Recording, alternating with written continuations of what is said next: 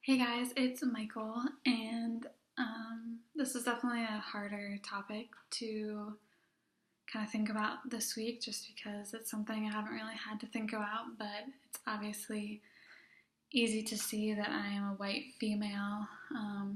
But if you were to ask me what it means to be white, I don't know if I could answer that question on the spot, just because I don't know what my cultural background really is, and I feel like being white has been so normalized that I wouldn't even know how to begin to describe whiteness.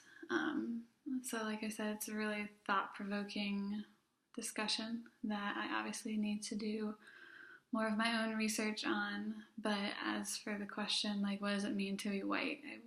I don't even know how to answer that right now.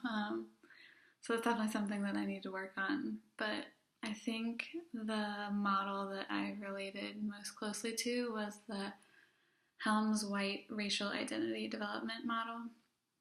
And I thought it was really interesting that initially they were the six different statuses were labeled as stages, but they got rid of that due to the controversy around labeling it as a stage because a lot of people felt like not everyone went through each of those stages to get where they are now. Because I can't really remember a time that I was oblivious or unaware of racism just because it's so. I mean, it's talked about a lot, so it's kind of hard to not know that it's out there, and like we see it on a daily basis. So, I mean, you learn about it everywhere. And even though it seems to be obvious, it's kind of sad that nothing's really done about it. Um, and that's another reason why I enjoy our discussions in class, just because it helps me learn what kind of role I can take in ending that racism and the prejudice that goes on right now. So, thank you guys for helping me with that.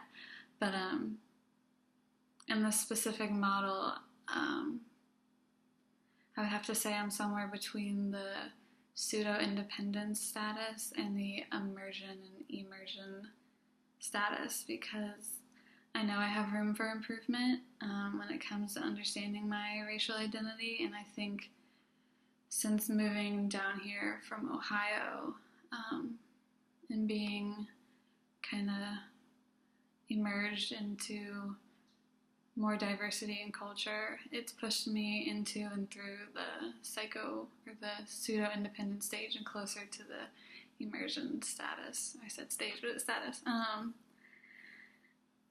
So yeah, it's just, I mean, like I said, I've been from a small town, so I wasn't really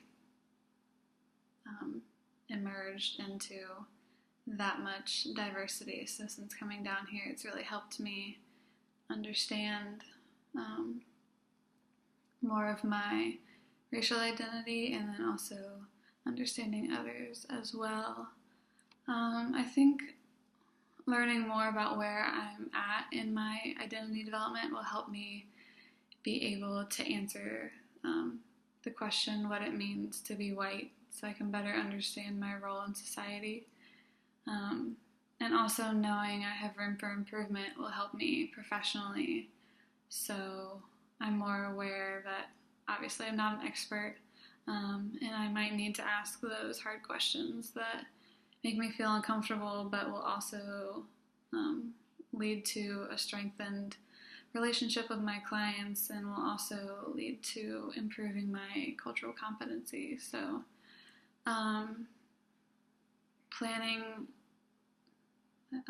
planning ahead, I want to continue looking more into my own racial identity so I can fully understand where I come from, so I can say I'm more than just white. And I think this will help me in the future when working on my own cultural competency development. Just because if I understand myself more, then I'll be able to understand and relate to others as well. And I think it's really important to not be afraid to ask those hard, awkward questions because you're only really hurting yourself by not learning more from others and their experiences. So that is my thoughts on the discussion board this week. Thanks for listening, guys.